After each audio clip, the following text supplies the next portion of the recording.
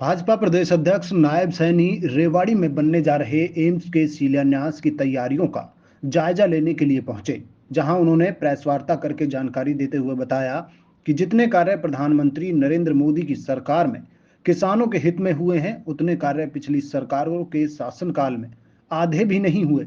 आप इतिहास उठाकर देखो, जितना काम नरेंद्र मोदी ने किसानों के लिए किया है, उतना आज तक किसी सरकार ने नहीं किया। उन्होंने कहा कि 55 सालों तक कांग्रेस का एक छत्र राज देश में रहा। कांग्रेस अपना श्वेत पत्र जारी करके यह बताए कि उन्होंने 55 सालों में किसानों के लिए क्या काम किया है। वहीं उन्होंने पंजाब की आम आदमी पार्टी सरकार पर भी तंज कसते हुए कहा कि पिछले 2.5 साल में उन्होंने पंजाब के किसानों के लिए क्या काम किया है। उन्होंने कहा कि पिछले 10 वर्षों के अंदर भाजपा ने किसान की मजबूती के लिए ऐतिहासिक काम किए हैं, जो आज तक पहले कभी किसी सरकार में नहीं हुए। उन्होंने कहा कि लोगों के रास्ते रोक कर और उन्हें परेशानी में डालकर किसी समस्या का समाधान नहीं होता। उन्होंने कहा कि दरअसल यह विपक्ष द्वारा किया गया षड्यंत्र है और आने वाले वक्त में इस षड्यंत्र का जवाब देश की जनता वोट की चोट से विपक्ष को देगी। उन्होंने कहा किसान संगठन के नेता सरकार से बातचीत करें और बातचीत के जरिए ही समाधान संभव है। ऐसे किसी का रास्ता रोककर और लोगों को परेशानी में डालकर कोई समाधान नहीं होता है।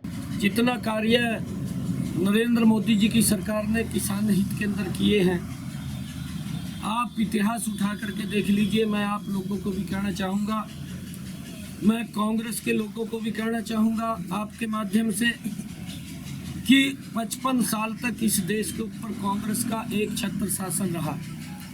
वो श्वेत पत्र जारी करके बताएं देश को कि हमने 55 सालों के अंदर किसान की मजबूती के लिए ये काम किए हैं। उसके बाद पंजाब के अंदर कांग्रेस की सरकार, आम आदमी की सरकार आई, जो झूठ के ऊपर वो सरकार आई है और लोगों को झूठ बोल करके बरगलाने का काम कर रही है। वो भी श्वेत पत्र जारी करके बताए कि 2.5 साल का कार्यकाल हुआ है। अगर इतनी चिंता किसान की उनको थी कि उन्होंने क्या काम किए हैं, वो देश जानना चाहता है। देश को बताएं कि हमने किसान हित के अंदर ये कदम उठाए हैं। मैं इन 10 वर्षों के अंदर नरेंद्र मोदी जी ने जो कदम किसान की मजबूती में उठाए हैं, मैं उनको गिनवा सकता। हमारे दो बार की दौर की हमारे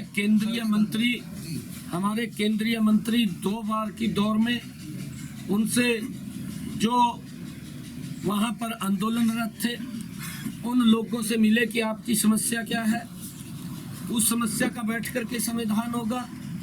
ये लोगों के रास्ते, लोगों को परेशानी में डाल करके या कोई आंदोलन करके उसका समाधान नहीं है।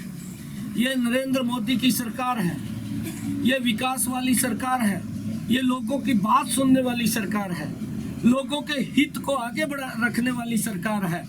और उसको लेकर के अगर उनका कोई विषय है, 2 दौर की बातचीत उनके साथ हुई है, परंतु सरकार चाहती है कि बैठ कर के समाधान हो।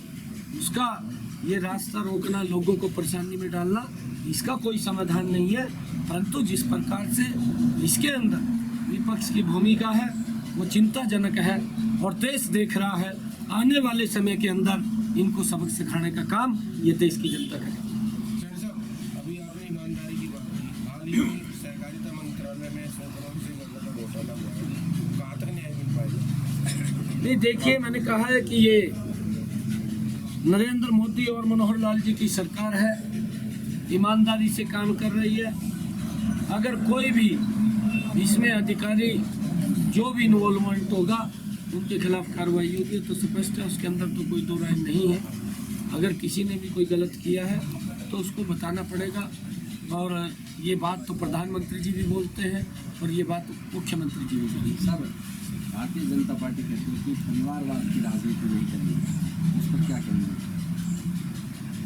देखिए, परिवारवाद की जो परिभाषा है वो आदरणीय प्रधानमंत्री जी ने लोकसभा के अंदर बखूबी बताई है। जब विपक्ष के लोग इसके ऊपर सवाल उठा रहे थे, शायद आप लोगों ने सुना होगा, प्रधानमंत्री जी ने स्पष्ट कहा कि परिवारवाद वो है कि एक ही परिवार का अध्यक्ष बनेगा, एक ही परिवार का मुख्यमंत्री बनेगा, एक ही परिवार का प्रधानमंत्री बनेगा।